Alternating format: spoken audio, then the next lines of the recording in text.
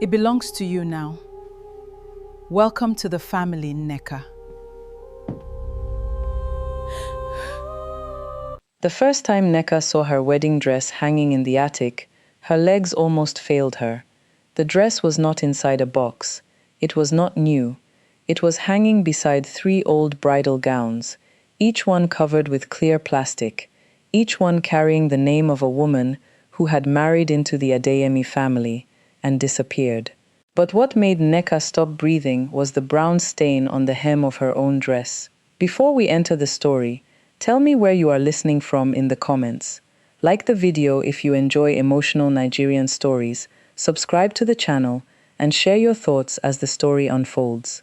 And if you have ever faced a difficult mother-in-law or any family that tried to control your love life, share your experience too. Someone may learn from it. Nneka Okorie did not move into the Adeyemi estate because she wanted luxury. She moved in because her fiancé, Kunle, begged her. "My mother is old-fashioned," he told her. "She wants you close before the wedding. Just 2 weeks, ne? After that, we will have our own place." The estate was in Ikoyi, one of the richest parts of Lagos. It had tall black gates, security men in clean uniforms, and a compound so wide that Nneka felt her footsteps were too poor for the tiles. Chief Mrs. Abimbola Adeyemi stood at the entrance waiting for her. She wore a white lace outfit and gold jewelry that looked heavy enough to buy Nneka's mother's whole street in Enugu. "So this is the girl," she said, looking Nneka up and down. Kunle smiled nervously. "Mummy, this is Nneka." "I know her name," his mother said. "I only hope she knows what it means to marry into this family." Nneka forced a smile. She had decorated weddings for rich women before. She knew how to swallow insult and keep her face peaceful. "Yes, ma. I will do my best." Chief Mrs. Adeyemi touched the silver key hanging from her waist. It was tied with red thread. "In this house," she said, "best is not enough. Obedience is better." That night, Nneka called her younger brother, Chidi. "Are you sure about this family?" he asked. Nneka sighed. "Chidi, please. The wedding is in 10 days. I'm only asking because you sound unhappy." "I'm tired, not unhappy." There was a short silence. Then Chidi said, "The people I borrowed from came again. If you can help me after the wedding." Nneka closed her eyes. That was the real reason she could not walk away easily. Her family needed her. Her mother needed surgery. Chidi needed saving. And Kunle, despite his weak silence around his mother, loved her in a gentle way that made her believe life could change. The next morning, Chief Mrs. Adeyemi took Nneka around the house. "You must learn where everything is," she said. "A wife who does not understand her husband's home is already a visitor." They passed framed pictures of Kunle's late father, old family chiefs, and smiling wedding portraits. Nneka noticed something strange. In each wedding photo, the bride's face had been scratched lightly, not enough to destroy it, but enough to make her eyes look wounded. "Who are they?" Nneka asked. Chief Mrs. Adeyemi did not turn. "Women who forgot their place." Nneka's stomach tightened. Later that afternoon, while looking for extra bed sheets, Nneka saw the silver key lying on the kitchen table. The red thread around it looked freshly tied. She should have ignored it. Instead, she picked it up. At the end of the upstairs hallway was a narrow door she had not noticed before. The key entered smoothly, as if it had been waiting for her hand. The attic smelled of dust, camphor, and old perfume. Then she saw them. 3 wedding dresses, each one hanging carefully, each one labeled Tara. 2009, BC. 2014, Amaka. 2019. Nneka stepped closer, her mouth dry. Kunle had told her his brother's wives left because they were greedy, disrespectful, and unfaithful.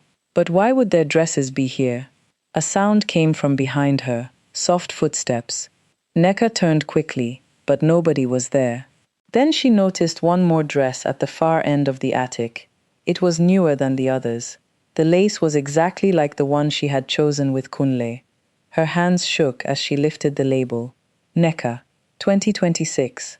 And at the bottom of the dress, near the hem, was a dark brown stain. Before she could scream, Chief Mrs. Adeyemi's voice came from the doorway. I told Kunle you would be curious, she said quietly. Curious women never last in this family. Nneka stood frozen as Chief Mrs. Adeyemi stepped into the attic and shut the door behind her. The old woman did not shout. That frightened Nneka more. You have seen what you were not meant to see, she said. Nneka pointed at the dresses. Where are those women? Chief Mrs. Adeyemi smiled. Alive, somewhere, eating the money they collected after they failed this family. Nneka's voice shook. Failed how? They came in soft. Then they wanted power. They wanted my sons, my house, my name. She touched the plastic covering one dress. So I taught them the cost of pride. Nneka backed away. Kunle knows. The attic became silent. Then a voice came from the stairs. Nneka, please. Kunle entered slowly, his face weak and tired. That one look told her everything. Her heart broke before he even spoke. You knew? She whispered. Kunle could not look at her. Mummy only wanted to be sure you were not like the others. Chief Mrs. Adeyemi brought out a brown envelope and threw it at Nneka's feet. Pictures spilled out. Chidi standing outside a betting shop. Chidi shaking hands with rough-looking men. A receipt with Chief Mrs. Adeyemi's name on it. I paid your brother's debt, the old woman said. Your mother's hospital deposit too. By tomorrow, you will marry my son quietly. After some months, if I say you should leave, you will leave quietly. No noise, no shame. Nneka felt dizzy. So, I am not a wife, she said. I am a woman you bought. Kunle reached for her. Nneka, I love you. Just obey her for now. Later things will change. That was when Nneka understood. Kunle was not trapped. He was comfortable inside the trap. Her eyes moved to the silver key hanging from Chief Mrs. Adeyemi's waist.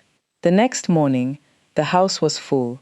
Aunties, uncles, church women, family elders, caterers, and makeup artists filled the compound. In Nigerian weddings, family reputation was everything. A broken wedding could follow a woman like a curse. Chief Mrs. Adeyemi walked into Nneka's room holding the stained dress. Wear it, she said. Let this remind you to stay humble. Nneka took the dress with calm hands, but under her wrapper, her phone was already recording.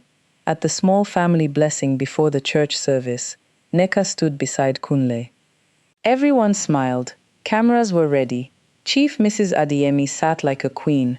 Then Nneka stepped forward. I want to thank this family, she said softly. They taught me something last night. Love without truth is not love. It is a cage. Kunle's face changed. Chief Mrs. Adeyemi stood. Nneka, sit down. But Nneka pressed play. The old woman's voice filled the room. I paid your brother's debt. After some months, if I say you should leave, you will leave quietly. Nobody moved. One of Kunle's uncles stood up slowly. Bimbo, what is this? For the first time, Chief Mrs. Adeyemi looked small. Kunle grabbed Nneka's arm. Why would you disgrace me? Nneka looked at him with tears in her eyes. You disgraced yourself when you asked me to survive your mother, instead of protecting me. She removed the engagement ring and placed it on the table. Then another voice came from the doorway. It was Amaka, the name on the third dress. She was alive, thin, tired, but alive, and in her hand was the same silver key tied with red thread.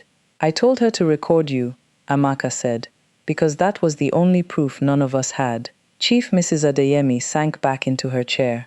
Nneka walked out of the Adeyemi estate in her simple wrapper, not the stained wedding dress. People whispered. Some pitied her, some judged her, but for the first time in months, she could breathe. Behind her, inside the attic, one empty hanger waited, but it would never carry her name again.